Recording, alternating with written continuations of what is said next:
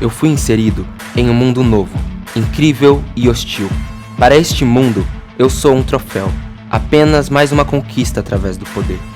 Poder este que impõe sobre mim sua própria linguagem, suas ideias, sua filosofia, seu conhecimento e sua verdade. Querem me forçar a aceitar uma nova identidade e decidem o que posso e o que eu não posso fazer. Determinam o que devo comer, quem eu devo adorar, quando e como devo adorar. Dispõem da minha vida como se fosse descartável. Eu sou Daniel, aquele que viveu na Babilônia, mas esta não é a minha história, é a sua.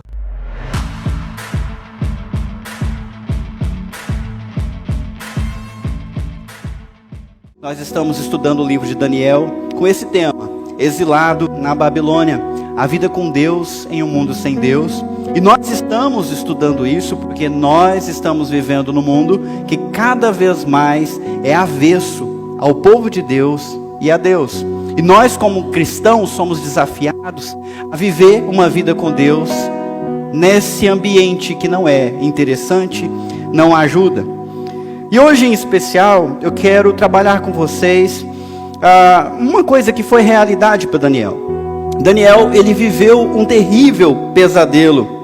Da mesma forma que muitas crianças estão vivendo um terrível pesadelo hoje lá na Ucrânia. Você consegue imaginar a situação de uma criança de 11 anos, 12 anos, que foi tirada da sua casa pela mãe, pelo pai, só com a roupa que está vestindo, e tem que fugir para a casa de um parente, para outro país, para um lugar distante, sem saber aonde. Daniel passou por isso. Daniel viu o pesadelo e o horror da guerra. Ele sofreu a violência do sequestro. Ele viveu no exílio. Para muitos isso não passa de uma ideia terrível, de um pesadelo que não se torna realidade. Mas para alguns é sim realidade, inclusive nesse momento. Então eu começo com a seguinte pergunta para você: e se seu pior pesadelo se tornasse realidade? Pergunta chata, né? Nós sequer gostamos desse tipo de pergunta. Pesadelo é coisa para a gente esquecer logo. Aliás, quando a gente tem pesadelo e o coração começa a bater rápido, a gente fica irritado porque a gente queria voltar logo a dormir, e às vezes não dá, porque o pesadelo mexe com a gente.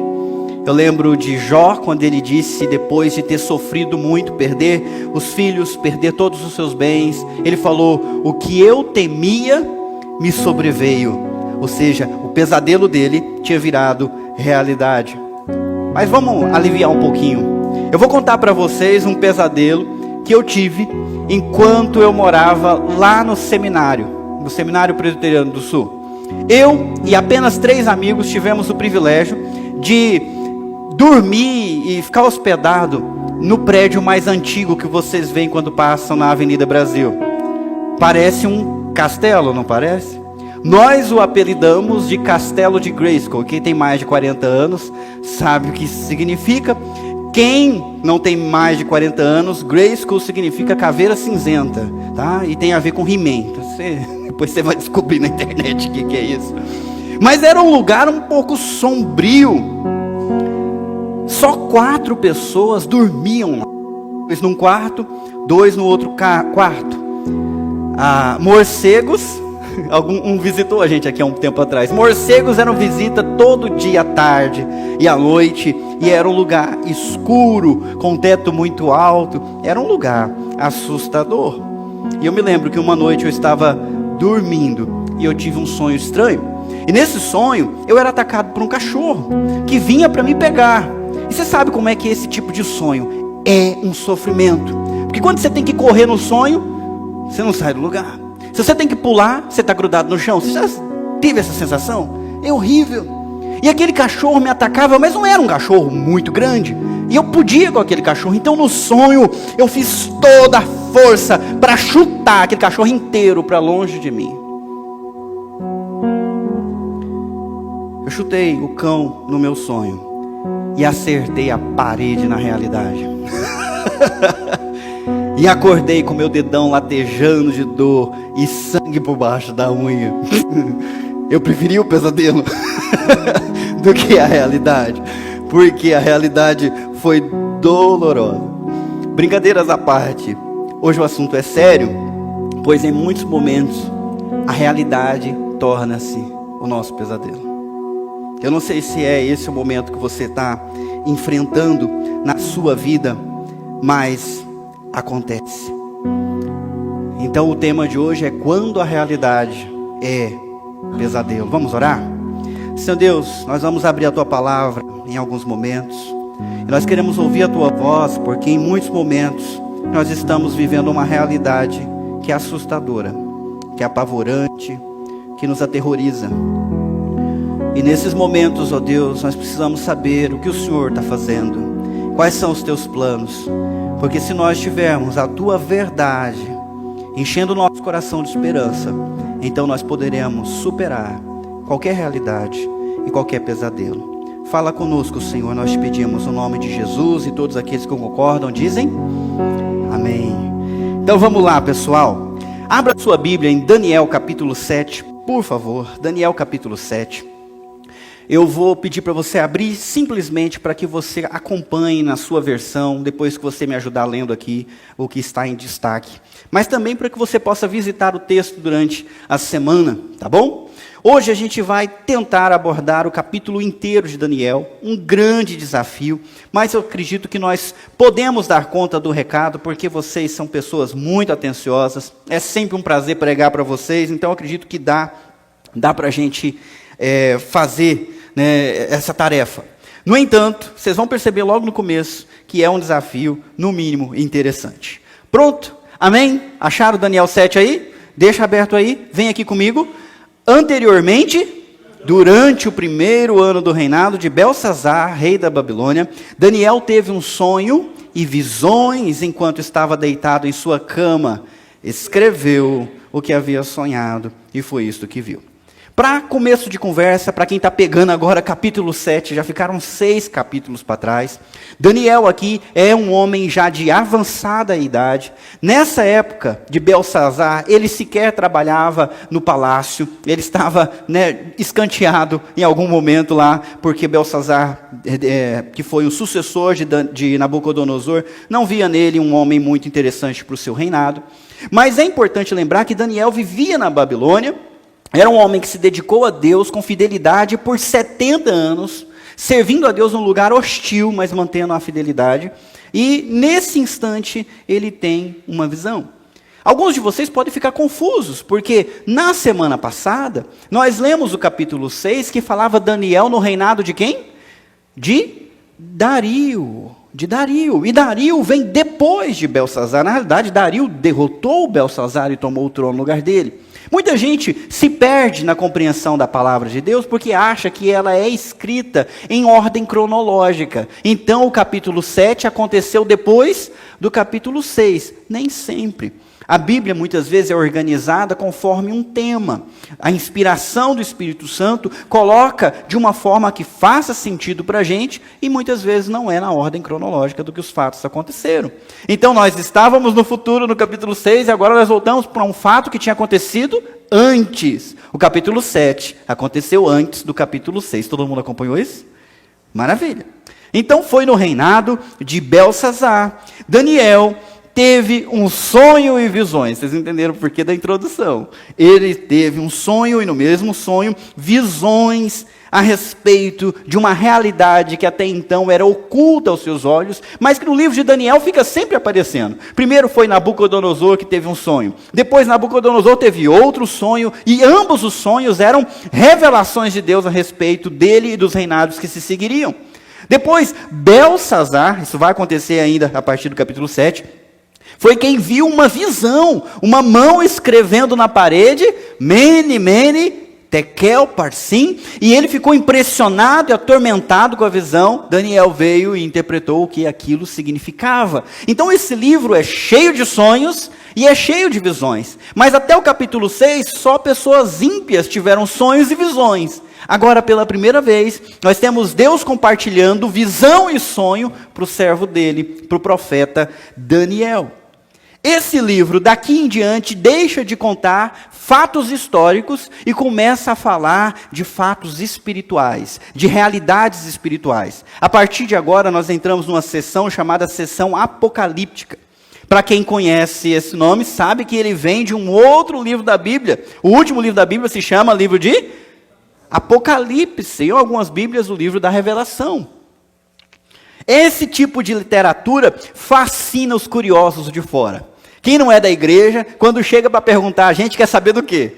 O que significa isso aqui? Essa besta, esse negócio, querendo entender as coisas. Por outro lado, quem é da igreja tem medo ou então receio de estudar esses livros porque acha difícil de entender as revelações, há muita confusão, um interpreta de um jeito, outras pessoas interpretam de outro, há diferença na interpretação de uma igreja para outra, e aí a gente fica confuso, e quando a gente fica confuso, às vezes a gente até mantém distância. E esse é um problema, porque esse texto, essa revelação foi escrita. Se fosse uma revelação só para Daniel, ela não teria sido escrita. Leia lá comigo a última frase lá, depois da cama. Está escrito o quê? Escreveu. Uma vez que foi escrito, não deve ser negligenciado de forma alguma. Daniel escreveu para nós, pois este era o projeto de Deus. Por favor, pensa o seguinte, muitas revelações Deus deu para os homens, para os profetas, mas algumas dessas revelações ele não deixou ser registrado. Vou dar um exemplo. Em Apocalipse capítulo 10, versículo 4, João teve uma visão, e nessa visão ele ouviu as vozes dos trovões. Mas não era, bum, o trovão estava falando, e ele ouviu e entendeu, então ele pegou a caneta e começou a escrever. Deus falou para ele, não registra isso. Isso aí vai ficar guardado. Não foi escrito na nossa Bíblia, mas João ouviu. Bendito João, né? Ouviu coisas que nós não sabemos. Um outro exemplo, 2 Coríntios capítulo 12, versículo 4, Paulo fala de um homem que, não sei se no corpo ou fora do corpo, segundo palavras dele, foi elevado até os 7º céus, viu e ouviu coisas que ao homem não é, quem completa para mim? Permitido falar. Também viu coisas e Deus não deixou falar. Eu acredito que esse homem era Paulo mesmo, porque ele diz que Deus colocou um espinho na carne dele para ele não se engrandecer por conta dessas revelações. Então eu dei para vocês 2 exemplos de Deus dando revelações para pessoas, mas não deixando registrar, porque era para ficar guardado. Aqui nós temos um exemplo de Deus dando uma visão e Daniel escrevendo. Se ele escreveu, é porque é importante. É para mim, é para você. Então, abre o seu coração para entender. Em Deuteronômio, capítulo 29, alguns aqui da igreja conhecem de cor.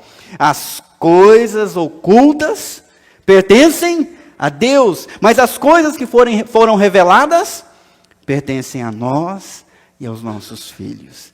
É um tesouro. Você que tem medo de ler literatura apocalíptica, é um tesouro que Deus deu para você. Aproveite todo o tesouro de Deus. O Espírito Santo há de dar condições para você entender aquilo que você acha difícil. Então vamos lá agora para o versículo 2. Naquela noite, em minha visão, eu, Daniel, vi uma tempestade que agitava o grande mar, com ventos fortes que sopravam de todas as direções. Então saíram da água 4 bestas enormes, cada uma diferente das demais. Aí você viu o 2º versículo e pensou, tá vendo, pastor? É por isso que eu não gosto. Uma tempestade no mar, o que significa? 4 bestas saindo do mar. O negócio já não começou bem nessa visão. De fato, essa visão parece um pesadelo. E por conta de ter muitos detalhes, de descrições dessas bestas, esse tipo de literatura é um prato cheio para falsos mestres e também para falsas teorias. Gente que lê e fala, eu entendo tudo, e eu vou explicar para você que você não entende. Então eles colocam um cabresto nos crentes, dizendo que a interpretação correta é a deles, e para entender você precisa deles. Alô? Como se Deus não tivesse dado o Espírito Santo para todos nós. Para nós também podemos compreender. É claro que alguns têm o dom do ensino, o dom da pregação, mas a nós foi dado sim discernimento para entender, para que a gente não dependa de um outro mediador, de um outro sacerdote. Todos nós somos sacerdotes Todos nós temos acesso ao Santo do Santo e ao Deus vivo. Então você pode compreender se você tiver o Espírito Santo. Ainda assim, muita gente tira proveito para ensinar coisas que não são verdade. Às vezes, até nas melhores das intenções. Eu vou dar um exemplo para vocês. Isso aqui é uma gravura distribuída aos montões lá no século XIX, 1840 em diante. Surgiu um movimento interdenominacional chamado Movimento Millerita. E a ênfase desse movimento era a segunda vinda de Cristo. O principal pregador era o pastor batista Guilherme Miller, lá nos Estados Unidos. E com base na leitura dele, de Daniel, capítulo 8, versículo 14, que a gente vai ver na semana que vem, ele afirmava que Jesus voltaria em 1843, no máximo 1844. E eles começaram a estudar, e muita gente envolvida nisso, tentando interpretar os detalhes das visões, das bestas, das semanas, dos tempos. Chegaram a uma data precisa, 22/10/1844. E eles pregaram isso com tanto fervor. E tantas pessoas leram e falaram, mas é mesmo. E entenderam o que eles estavam explicando. Que o dia chegou. E teve gente que vendeu tudo. Teve gente que ficou acordado o dia inteiro, olhando para o horizonte, para ver Jesus Cristo voltando. Porque tinha chegado o grande dia, conforme as interpretações das profecias. Esse dia também é conhecido como o dia do grande desapontamento. Ellen G. White era uma das profetisas que tinham falado desse dia. E a partir desse grande desapontamento surgiu um movimento chamado Adventistas do Sétimo Dia. Sabiam disso, não? Pois é. Leram errado, interpretaram errado. Eles davam tanta ênfase nos detalhes, faziam as figuras, ligavam a anos. Isso aqui é a parte de cima, aqui tem a parte de baixo. E aí começaram a ver e enxergar e contar e definir uma data. Mas se Deus quisesse nos dar uma data, não teria dado. Se Ele escolheu falar por mistérios, por enigmas, é porque Ele não quer que essa data seja descoberta. Então a gente não pode cair na armadilha de ficar olhando para essas coisas e tentando entender o que cada pelo dessa besta significa, o que cada chifre dessa besta significa, o que é uma, o que é outra, quanto tempo dura, já apareceu, não apareceu, nós estamos em qual? Porque isso é uma armadilha que outras pessoas já caíram antes de nós. Eu não quero que você caia nessa armadilha. Amém, meus irmãos? Todo mundo junto comigo. Nós vamos interpretar diferente.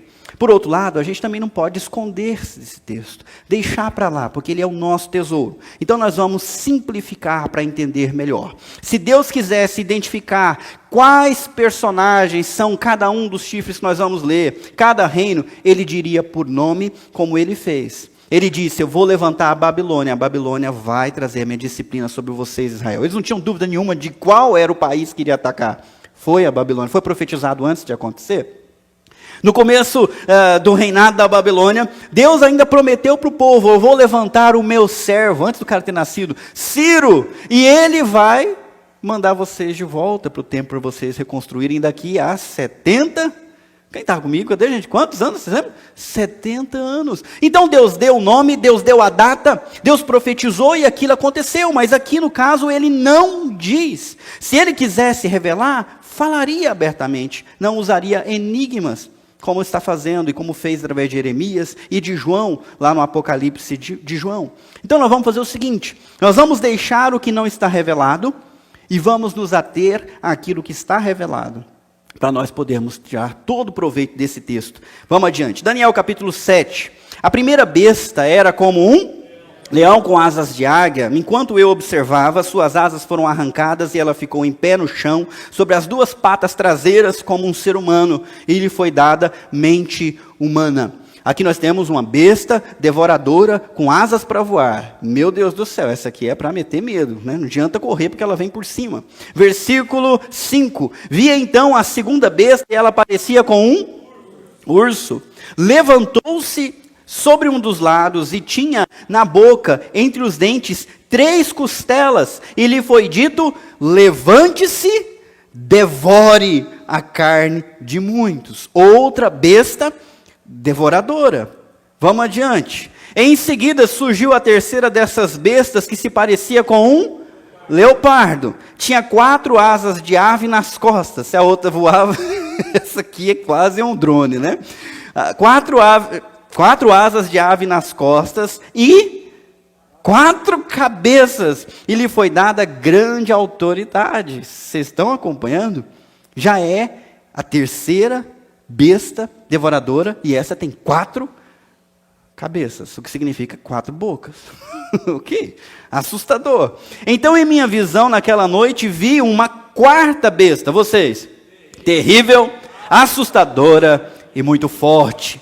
Devorava e despedaçava as suas vítimas com grandes dentes de ferro e esmagava os restos debaixo de seus pés. Era diferente das outras 3 e tinha 10 chifres. Essa besta aqui, ainda pior que as outras, ela não tem nem um equivalente entre os animais mais perigosos. Você vê que ele falou do leão, falou do urso, falou do leopardo, mas olhou para essa aqui era monstruosa. Terrível, assustadora, não dá nem para comparar com nada. Daqui a pouquinho a gente vai prestar atenção em mais detalhes dessa besta. Irreconhecível, dentes de ferro, 10 chifres. Meu Deus do céu. Vamos lá. Enquanto eu olhava para os chifres, de repente apareceu no meio deles outro chifre pequeno. 3 dos chifres maiores foram arrancados pela raiz para dar lugar a ele. Esse chifre pequeno tinha olhos como de homem e uma boca que falava com arrogância. Enquanto eu observava, foram colocados alguns tronos e o ancião se sentou para julgar. Suas roupas eram brancas como a neve, seu cabelo como a mais pura lã. Sentava-se num trono de fogo, com rodas de chamas ardentes, e um rio de fogo brotava de sua presença. Milhões de anjos o serviam, muitos milhões estavam diante dele. Parece muito difícil interpretar isso, mas vamos começar pelo mais fácil. De quem vocês acham que é esse ancião? Quem é que se assenta num trono desde a eternidade? Quem é completamente puro e santo? O que essas vestes representam? Quem, ou do trono de quem flui um rio de vida, cujas águas quem bebe é curado? E aquele que é plantado do lado desse rio floresce, frutifica. Da onde vem? É engraçado que algumas figuras na Bíblia elas se repetem. Por exemplo, toda vez que fala de mar, tem a ver com o mundo, tem a ver com pessoas, com multidão. Todas as vezes. Quando é literatura apocalíptica, mar não é coisa boa. Mar é a humanidade sem Deus. E é por isso que quando a gente começou a leitura, falou que havia vento de várias direções e uma tempestade que mexia no mar. A humanidade revolta. A humanidade atormentada, confusa, cheia de intrigas, guerras, confusões, poderes se batendo. E no meio dessa confusão surgem essas 4 bestas. Fazem o que tem que fazer durante o período que lhes é dado, até que o ancião se assenta no trono e começa a julgar. E descreve esse ancião como nós vimos aqui. Milhões de anjos o serviam, muitos milhões estavam diante dele.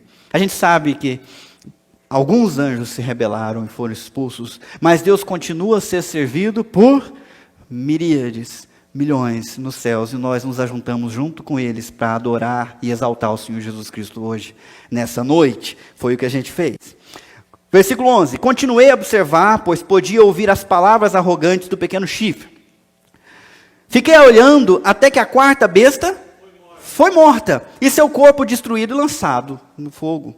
Então foi tirada a autoridade das outras bestas, mas elas tiveram permissão de viver por mais algum tempo. Perceba que há um embate, essas bestas trabalhando, e Deus acima delas também colocando limite. Só para a gente entender, não é a primeira vez que há uma visão demonstrando que reinos iriam se suceder até o Messias aparecer. Próprio Nabucodonosor sonhou com uma estátua que tinha a cabeça de ouro, o peito de prata, o tronco Cadê o povo? De bronze. As pernas de ferro, mas os pés eram uma mistura de ferro com barro. E o próprio Deus interpretou através de Daniel aquela visão. A cabeça de ouro era o reino da Babilônia, fundada por Nabucodonosor, mas depois dele viria um outro. Aqui é praticamente a mesma coisa. A primeira besta vai representar esse reino da Babilônia. E há uma curiosidade, porque Nabucodonosor amava a figura do leão. Nas semanas passadas eu coloquei para vocês aqui uma foto da porta de Ishtar. E na porta de Ishtar, que era toda azul, brilhante, havia várias figuras, algumas de dragão, mas muitas figuras de um leão alado. Centenas de leões alados. Até hoje, se você for lá, nas ruínas da Babilônia, há estátuas de leões. Ele escolheu o leão como símbolo do seu reino. E Deus também escolheu esse leão para representar o reino da Babilônia. A segunda besta representa o Império Medo-Persa. A segunda besta que se parecia com um urso que levantou-se sobre um dos lados, ou seja, um do lado estava mais alto que o outro, porque ela levantou de um lado só. Olha, a aliança entre a Média e a Pérsia, qualquer historiador diz para você que no fim a Pérsia se sobressaiu. Os persas se tornaram mais fortes do que os medos e assim por diante. Ela sobrepujou, ela dominou militarmente o poder da Babilônia e expandiu-se até perto da Europa, fazendo guerra com as cidades e estados da Grécia. Algumas pessoas gostam de história, de geografia, já até imaginou lá, né, o mapinha da Grécia, a Pérsia, a Média, lá longe, e eles foram avançando até fazer guerra com cidades e estados da Grécia, inclusive lutando contra o pai de Alexandre o Grande, também conhecido como Filipe. E isso já serve de introdução para a terceira besta, a Grécia. Um leopardo com 4 cabeças e quantas asas mesmo? Se 2 asas é bom, imagina 4, será que dá para voar rápido? Olha que coisa interessante. Alexandre o Grande herdou o reino de seu pai Filipe aos 20 anos de idade. O pai já tinha conquistado a Grécia para ele. E ele estava muito triste porque não havia mais nada para conquistar. Então ele começou a avançar em cima dos outros reinos. Em 10 anos, ele expandiu o reino da Grécia até o Egito. Isso para o sul, dando a volta ali pela Palestina. E ele derrotou a Pérsia. Conquistou a cidade da Babilônia. E triunfou e expandiu o reino da Grécia até a Índia. Em 10 anos. Ele começou com 20. E ele já tinha conquistado o mundo conhecido com 30. Será que foi rápido? Acho que o Putin devia pegar algumas aulas. Foi muito rápido. Ele não conquistou um país, ele conquistou um território imenso, como um leopardo. Vocês sabem que dos animais terrestres, qual é o mais rápido? Vamos lá, pessoal. Ajuda aí. É o leopardo, também conhecido como guepardo. Vamos falar da última besta, a mais terrível, que não parece com nada, que a gente mostrou ela como um dragão. 10 chifres, dentes de ferro. Qual foi o império que sucedeu o Império Medo-Persa? Aliás, o Império Grego. Quem sabe? O Império Romano. O Império de Roma se estabeleceu e durou mais do que qualquer um outro. Ele durou mais de 1000 anos, influenciando toda a cultura ocidental. Hoje nós vivemos num mundo que tem muita influência do que Roma criou, do que Roma juntou, do que Roma estabeleceu. Você mora numa cidade. Roma valorizava a cidade. Você fala uma língua, a língua portuguesa, que é uma língua que veio de uma raiz em comum de muitas línguas, que é o latim. Latim. Sabiam disso? Olha aí, você nem sabia que ele influenciou a língua que você está falando hoje. O Império Romano influenciou. O Império Romano desenvolveu muito o direito. Já havia códigos de direito antigamente, mas Roma levou isso para um novo patamar. Muitas constituições, muitas leis que nós temos hoje, nós herdamos deles ou copiamos deles em muitas nações. Eles também, por um tempo, conseguiram estabelecer com sucesso, pela primeira vez, democracia. Lembra que o Império Romano começou como um império, mas de um tempo em diante ele se tornou uma república, que decidia as coisas a partir do voto, representado pelos, vocês vão entender agora, senadores. Daqui a pouco nós vamos votar para senador, né? Esse ano tem para senador também? Você sabe o que é senador? Pois é, os romanos saíram com essa história aí, lá atrás. Será que nós somos influenciados por eles? Você já assistiu o filme ou desenho Obelix e Asterix?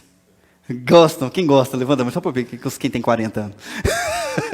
Obelix e Asterix. Primeiro na revistinha, depois criaram os desenhos. Eu gosto muito de um dos episódios que se chama Os 12 Trabalhos de Obelix e Asterix. O Obelix e Asterix representam os gauleses que estavam no extremo oeste da Europa e os romanos nunca conseguiram conquistar para valer os gauleses. Isso é histórico, mas eles criaram os personagens para a época, né? E os romanos ficaram impressionados porque toda batalha perdiam. Isso estou falando no desenho. Então eles queriam, de alguma forma, descobrir por que Asterix e Obelix eram tão fortes e venciam eles. Então, alguns estavam dizendo que eles eram deuses, outros estavam dizendo que não é deuses, eles são normais. Então levaram eles para Roma. E se eles resolvessem, fizessem 12 trabalhos, assim como Hércules tinha resolvido, eles iam reconhecer que eles eram deuses. Um dos trabalhos era entrar na prefeitura de Roma e conseguir um formulário azul, que era uma autorização para alguma coisa. Esses dois ficaram doidos lá em cima. Eles chegaram no primeiro guichê. Para ter um formulário azul, você primeiro precisa pegar a guia tal, no guichê tal, no andar tal, da sala tal. Lá vão eles. Deixa eu encurtar a história. Sabe quem é que inventou a burocracia? Quando você tem que conseguir um documento, quando você tem que conseguir a sua aposentadoria, as normas, as guias, as vistorias, as assinaturas, isso vem de lá. Nós herdamos isso dessa época. Eles foram uma influência e continuam sendo uma influência na administração pública até hoje. Os romanos foram quem cunharam as moedas com o rosto de César. Lembra Jesus Cristo? Dai a César o que era de César e a Deus o que é de Deus. Ali a moeda, para ninguém ter que ficar trocando bode no mercado. Vende o bode, pega a moeda, compra a vaca, sei lá. Moeda. Eles começaram a desenvolver economia, fazer cálculo de juros, combater inflação. Romanos criaram água encanada. Eu estou falando disso, gente, há 2000 anos atrás. Os mais ricos tinham água dentro de casa, nas cidades romanas. Vocês se acham chiques porque vocês vão ali no Wet n Wild? Você precisa ver os termas que os romanos tinham e que muitos continuam existindo até hoje, com água quente ou com água fria. Você escolhe. Vocês sabiam disso? Desculpa, gente, eu fico achando que vocês estão me acompanhando, mas é que eu sou vidrado nessas coisas. Às vezes eu vou para o Google Earth, eu viajo o mundo inteirinho, e aí eu leio, eu fico impressionado naquela época, aqueduto levando água por quilômetros para abastecer a cidade. Eles inventaram polícia. Foi na época deles que foi estabelecida a Pax Romana, que se acabou com a pirataria no Mediterrâneo, e havia força policial para garantir paz. Estabelecer a lei. Eles criaram pela primeira vez as estradas pavimentadas. Algumas estradas pavimentadas romanas permanecem de pé até hoje. A estrada da sua rua não presta, mas se você for numa das rodovias pavimentadas de Roma, está lá inteira. Até hoje, cortando o reino para cima, para leste, para oeste, de norte a sul. Por que eu estou gastando mais tempo? Porque essa última besta é retratada como algo diferente. Ela não ia ser um reino com começo e fim como as outras. Ela ia ser completamente diferente. E Roma inaugurou um estilo de civilização que nós mantemos até hoje. Vamos lá.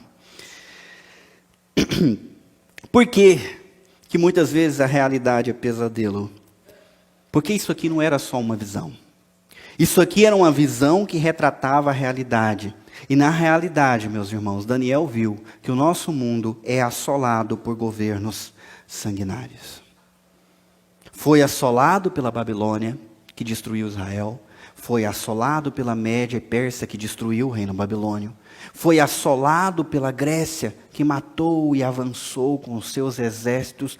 Alexandre o Grande não conheceu nenhuma derrota militar e até hoje é reconhecido como um dos maiores comandantes militares da história. E Roma se expandiu por todo mundo conhecido, para leste e para oeste. E por onde eles passavam, há sangue derramado.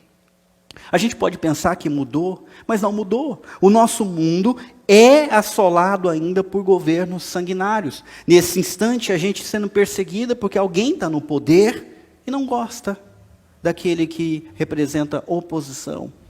O ódio está crescendo em nossos dias. Então esse poder continua atuando e tem fome de sangue.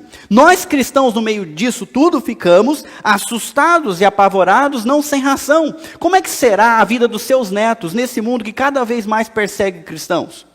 Se você, por exemplo, fizer uma menção no canal do YouTube, criticando o homossexualismo, nós estamos agora, antes era um dia de orgulho gay, agora é um mês inteiro de orgulho gay. Se você fizer qualquer crítica, você vai ser denunciado e pode ter o seu canal derrubado.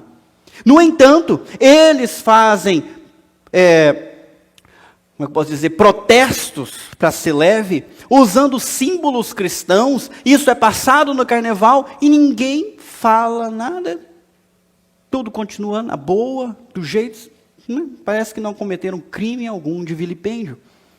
Então isso está se tornando cada vez mais forte. Será que as coisas serão boas para nós, para os nossos filhos, dada a velocidade? Então nós vivemos esse pesadelo com essas bestas. Só que por trás desse pesadelo há uma realidade que nós não vemos, que é o segundo ponto que eu quero colocar para vocês. Vamos ler juntos? Deus reinando acima dos governos desse mundo. Por mais que a realidade que você esteja vivendo nesse instante pareça um pesadelo, nunca perca de vista que apesar de você não ver Deus, Deus continua governando sobre as coisas boas e sobre as coisas ruins. Nessa história que nós vimos aqui, é interessante, essas bestas, apesar do seu poder, só fazem o que lhes é permitido fazer. Por exemplo, nós lemos, foi-lhe dado o poder, foi-lhe arrancada as asas. Foi isso, foi aquilo, foi tirado, foi colocado. Ela não se coloca, ela não se impõe. Se ela está no governo, se está agindo, é porque Deus lhe deu permissão.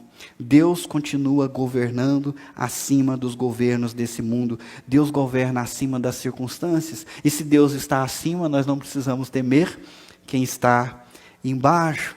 Eu sei que muitos de vocês estão começando a ficar assustados com a história.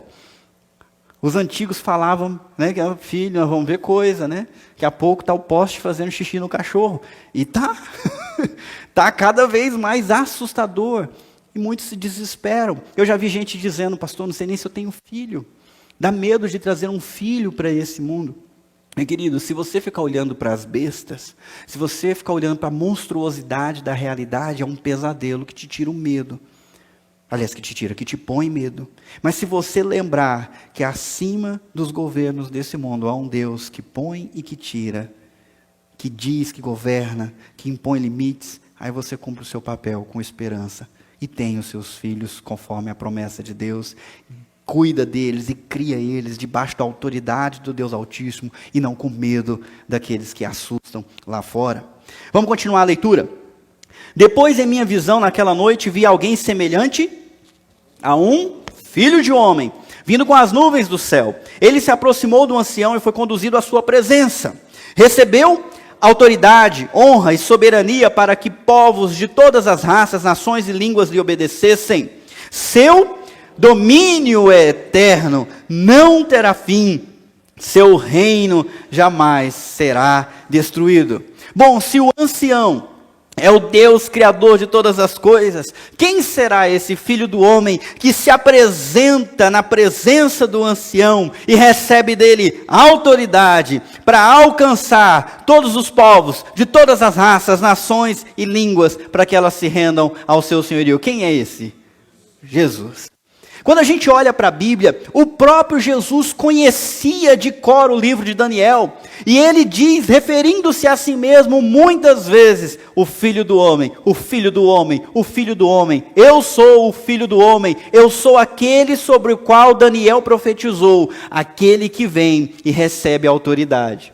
O que eu acho muito interessante olhando para a história, é que antes de Jesus, por mais que o nome de Deus fosse conhecido, nós não vemos grandes conversões. Já pararam para pensar? Nós estamos no livro de Daniel. Quando Nabucodonosor viu que o Deus de Daniel contou para ele o sonho que ele não tinha contado, e a interpretação, o que Nabucodonosor fez? Não há outro Deus igual ao Deus de Daniel. Quando Nabucodonosor jogou os três amigos de Daniel na fornalha ardente, perguntando, quero ver que Deus vai livrar vocês da minha mão. Depois ele se levantou assustado, estavam os três de pé, mais um quarto, andando com ele no meio do fogo. E ele chamou, Sadraque, Mesaque e Abednego, servos do Deus Altíssimo, saiam. Ele passou um decreto que daquele instante todo mundo deveria temer o Deus de Sadraque, Mesaque e Abednego, porque só ele livra do fogo. Dario, como a gente viu na semana passada, foi pego na armadilha e teve que colocar o seu amigo na cova dos leões. Não dormiu a noite preocupado. Ele disse para Daniel que o teu Deus, a quem você serve tão fielmente, te livre. E ele acordou de madrugada, assim que o sol nasceu, foi lá, Daniel, será que o teu Deus te livrou? Ele foi capaz de te livrar? E Daniel gritou lá de dentro, oh rei, vive para sempre, o meu Deus enviou o seu anjo que fechou a boca dos leões, eu não tenho nenhum arranhão, estou vivo. E aí ele passou um decreto, lembra? Média Pérsia, convinando toda a Arábia, chegando até perto da Grécia, todo mundo recebeu o decreto. Todo mundo recebeu aquela ordem. A partir de agora, todos devem temer e tremer diante do Deus de Daniel. Ninguém é como ele. O seu domínio dura para sempre. Um rei ímpio disse isso, isso foi decretado como lei. E quantas nações se renderam ao Senhor Jesus Cristo? Quantas nações se converteram ao Deus vivo? Não, nenhuma. Porque até aquele momento, o poder dessas bestas, o poder do mundo estava atuando, até que o Filho do Homem foi elevado numa cruz, e foi morto no nosso lugar. Eu me lembro que poucos minutos antes dele ser elevado, os gentios procuraram André e um outro discípulo, falando, nós queremos conhecer esse Jesus aí. E Jesus disse para ele, chegou a hora do Filho do Homem ser erguido. E quando eu for erguido, eu vou atrair todos a mim. É impressionante. Porque depois da morte de Jesus Cristo, Ele deu autoridade para a igreja, dizendo, eu quero que vocês vão até os confins da terra, fazendo discípulos, batizando em nome do Pai, do Filho e do Espírito Santo, e eu estarei convosco. Desde esse instante, nem arma, nem muro, nem lei, ninguém foi capaz de conter a igreja. Se o país está fechado, a igreja entra e trafica a Bíblia lá para dentro, e prega escondido, e as pessoas se convertem. Uma das igrejas que mais cresce é a igreja da China, a igreja oculta, a não autorizada. Lá na Coreia do Norte, você pode pensar, não tem crente lá. Tem, porque acima daquele tirano que governa na Coreia do Norte, há um Deus que liberou o Evangelho, e as portas do inferno não prevalecerão contra ele. Esse Filho do Homem está vivendo agora, está atuando através de nós. Eu queria desafiar você, meu irmão, que você fica com vergonha de falar de Jesus Cristo. Não tenha vergonha, porque essa é a era da igreja. A autoridade está com a igreja em nome de Jesus Cristo para pregar a todas as pessoas, de toda língua, de toda tribo, de toda nação. Pregue para os seus parentes, não tenha vergonha. Pregue para outras tribos que você não conhece. Não tenha medo de conversar com skatista, todos os istas da vida. Não tenha medo, porque o evangelho é poderoso por si só, para transformar, a fim de que todos se rendam à soberania e à honra de Jesus Cristo, o seu domínio eterno. Todo aquele que se rende ao reino de Jesus, entra para um reino que começa, mas não acaba. E vai viver com ele para sempre. Esse reino jamais será destruído. Mas as bestas lutam contra ela. mas ela não será destruída. Vamos continuar. Eu, Daniel, fiquei perturbado com tudo que tinha visto, e minhas visões me... Olha aqui, duas palavras fortes, perturbado e aterrorizado. Por isso aproximei-me de um dos que estavam em pé junto ao trono e perguntei o que tudo aquilo significava. Ele explicou: essas 4 grandes bestas representam 4 reinos que surgirão da terra. No final, porém, o reino será entregue ao povo santo do Altíssimo, e eles dominarão para todo o sempre. Lembra que eu disse para vocês que o mar tinha a ver com o mundo? Olha aqui, essas quatro bestas, da onde que elas surgem? Esses 4 reinos surgem da terra. Lá era no mar e aqui está dizendo que é a terra. Era no mar ou era na terra? O mar representa o mundo.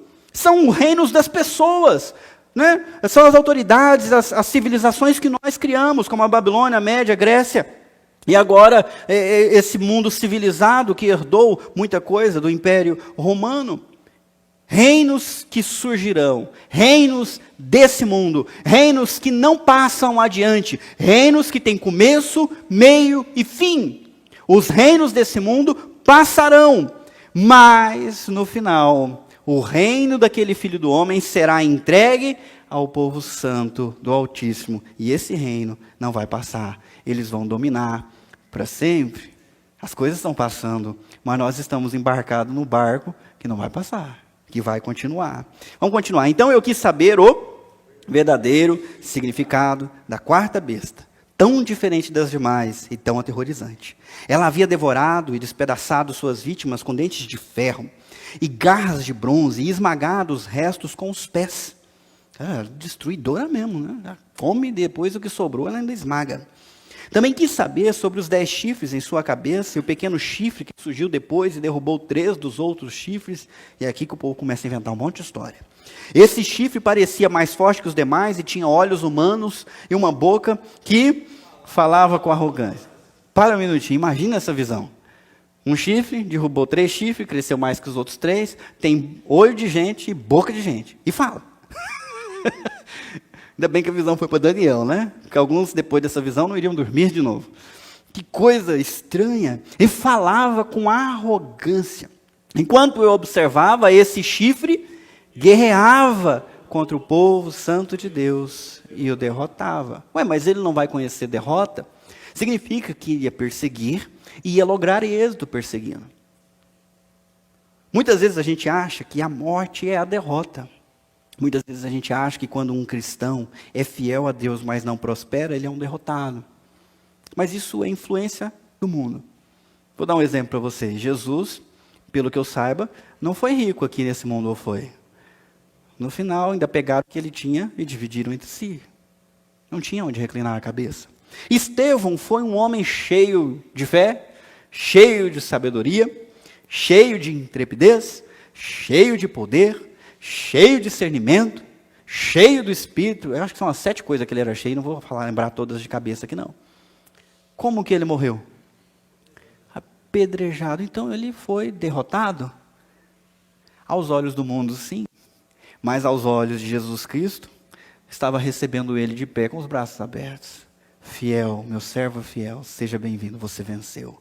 Ser fiel até a morte, e eu dar-te-ei a coroa da vida. Semana passada nós falamos sobre isso. Fiel até a morte. Daniel foi fiel até enfrentar os leões, até a morte. Encarou a morte. Para nós, a morte não é derrota. Enfrentar a morte e permanecer fiel a Jesus Cristo é a última vitória. É um momento de triunfo. É por isso que nós não tememos a doença, nós não tememos aqueles que podem fazer mal contra o nosso corpo, nós tememos aquele que pode salvar ou condenar a nossa alma. É esse que nós tememos e nós vamos ser fiéis até a morte. Mas isso significa que haverá sempre um embate entre os filhos de Deus e os filhos do mundo. Entre o poder do reino de Deus e o poder do reino do mundo. E Deus deixa que o reino do mundo persiga, mate, corte o pescoço desses cristãos. E nós daqui olhamos e intercedemos para que eles se mantenham firmes e não neguem a sua fé.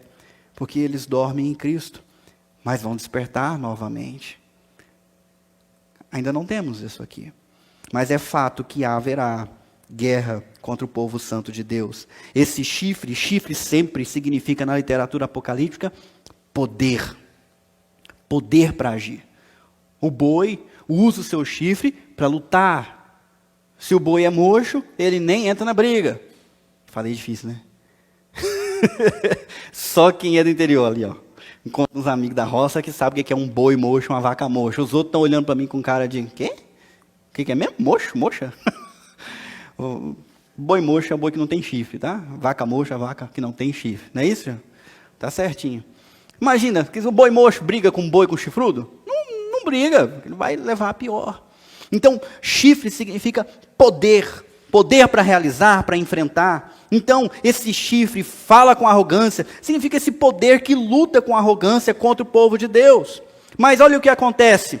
Até que o ancião, o Altíssimo, veio e pronunciou a sentença em favor do seu povo santo.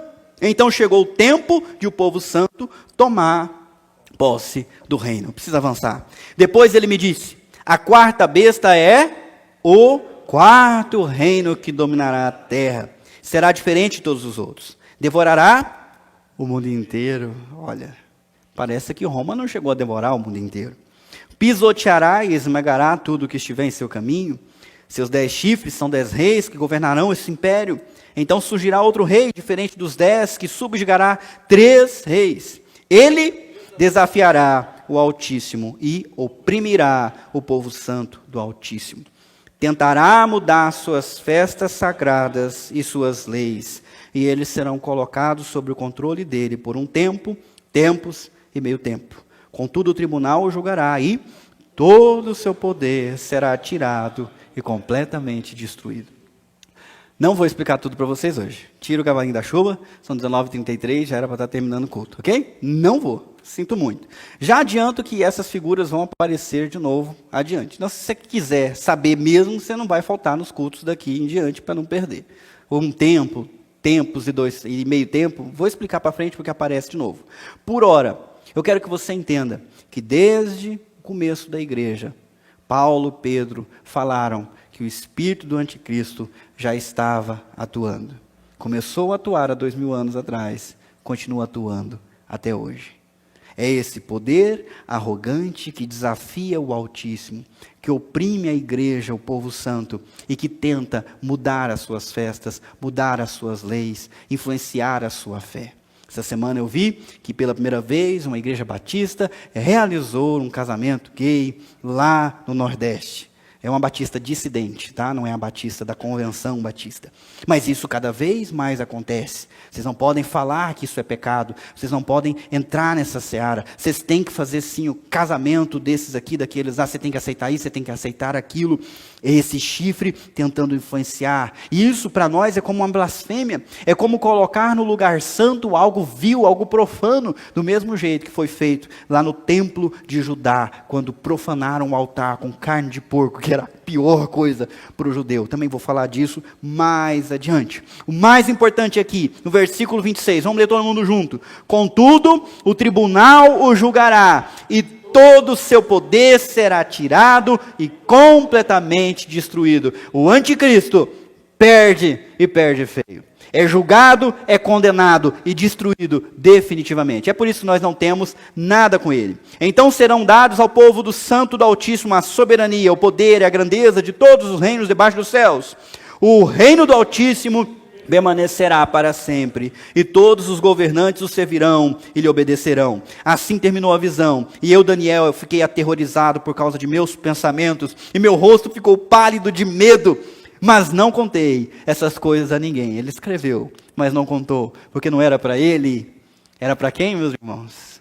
Para nós. A revelação era para nós que enfrentamos tempos difíceis. Para nós que somos perseguidos. Para nós que somos desprezados por causa da nossa fé. Para nós que somos tratados como loucos. Nós devemos entender que sim, nesse pesadelo que é realidade, nós temos uma igreja perseguida pelos poderes do mundo, perseguida conforme a mentalidade do anticristo que atua em muitos governos, em muitos conselhos, em muitas organizações poderosas no nosso mundo. Eu estou falando aqui abertamente de ONU, estou falando de Comissão Europeia, estou falando daqueles que têm o poder. Muitos deles são influenciados por essas ideias, sim. Por isso perseguem os bebês na barriga das mães. Por isso passam pautas que são contra o melhor interesse do ser humano, como autorizar as drogas, por exemplo. É por isso que nós não podemos confiar neles. Quando começou a pandemia, o povo falou, a gente tem que ouvir os oficiais, nós temos que ouvir a ONU, nós temos que ouvir a Organização Mundial da Saúde, não é isso, meus irmãos? Pois eu digo para você, nós temos que ouvir a Cristo, porque a Organização Mundial da Saúde é uma organização humana, e por isso, influenciável pelos poderes desse mundo. Foi a Organização Mundial da Saúde que há 30 anos atrás disse que o homossexualismo era doença, e depois disse que não, era natural. Era natural e nós devemos simplesmente aceitar as coisas como são. Foram eles que disseram isso. Onde eles acharam isso? Que prova científica eles têm para dizer que isso é assim, é algo natural. Não é uma coisa da cabeça, não é pecado, é natural, é comum, e vocês crentes têm que aceitar. É da cabeça deles. Influência lá por trás, um pesadelo para nós. Uma igreja perseguida pelos poderes do mundo é uma realidade. Mas há uma realidade invisível por trás dessa. Nós vimos nesse texto. Vamos ler junto. O povo santo de Deus triunfará com Jesus para sempre. Eu não vou falar mais nada, né? Eu só posso dizer para vocês, meus irmãos, sejam fortes e corajosos. Porque a promessa permanece de pé. Eu nunca vos abandonarei. Eu estarei convosco todos os dias. Pensem somente em se manterem fiéis. Em orar e vigiar para não cair. Em ficar de pé. Em cuidar da sua fé. Da fé do seu cônjuge. Da fé dos seus filhos. Edificar a fé dos irmãos da igreja. Orar, interceder, apoiar uns aos outros, porque aqui nós temos a Deus, nós temos o Espírito e nós temos uns aos outros. É o que nós temos, contra o mundo inteiro. E ainda assim nós vamos prevalecer, porque aquele que está conosco é maior do que aquele que há no mundo. E se seu pior pesadelo se tornar realidade? A gente leu Daniel 7:28, não gastei tempo com ele, mas Daniel disse, fiquei aterrorizado por causa de meus pensamentos. E meu rosto ficou pálido. Em alguns momentos a realidade nos assola, não é não? Vamos aplicar de uma maneira mais rasa agora. Às vezes o casamento, que era um sonho, virou um pesadelo. E aí você fica assim aterrorizado, meu Deus, o que vai ser? Às vezes, a vida financeira, que era arrumada, virou um pesadelo. Ou a família, que estava todo mundo com saúde, ouviu uma notícia triste, fulano está com câncer. Ciclano descobriu uma doença terrível, como aconteceu com o irmão da Lisane na semana passada. E agora? Parece um pesadelo. O que a gente não queria, se tornou realidade. Talvez você esteja passando por isso agora. A realidade que você vive não é aquela realidade que você gostaria que existisse. E ela te assola, te deixa assustado, com medo, até pálido, sem saber o que fazer. Eu quero que você se lembre que Deus governa sobre todas as circunstâncias. Todas as circunstâncias. E como diz Romanos 8:28, todas as coisas cooperam para o bem daqueles que amam a Deus e que foram chamados com um propósito. E esse propósito é que Deus vai trabalhar dentro de você até que você seja tão maduro e pleno como o primogênito entre os homens, Jesus Cristo. E para Ele fazer isso, Ele usa coisas boas, sonhos, realizações doces e maravilhosas. Mas Ele também usa como instrumento coisas ruins, dificuldades, provas, internas, externas, no trabalho, em casa. Isso também é ferramenta de Deus para fortalecer a sua fé e para te fazer crescer, te tornar cada vez mais fiel. Então eu queria que você abrisse mão do medo e abraçasse com força a fé. Porque aquele que te amou não vai abandonar a obra dele no caminho. Ele te amou e vai te amar até o final. Porque ele escolheu fazer isso. Amém? Vamos fechar os nossos olhos.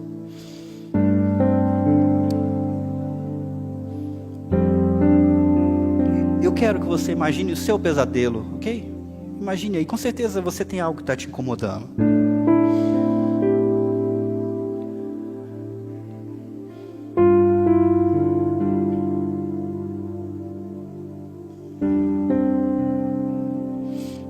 Deus é maior que isso, né? Deus é maior do que isso. E Deus há de dar a vitória. Vamos orar. Senhor, como é bom ter os nossos olhos abertos para enxergar a realidade que nós não conseguimos enxergar. E saber, ó Deus, que há muito mais do que aquilo que nós conseguimos ver.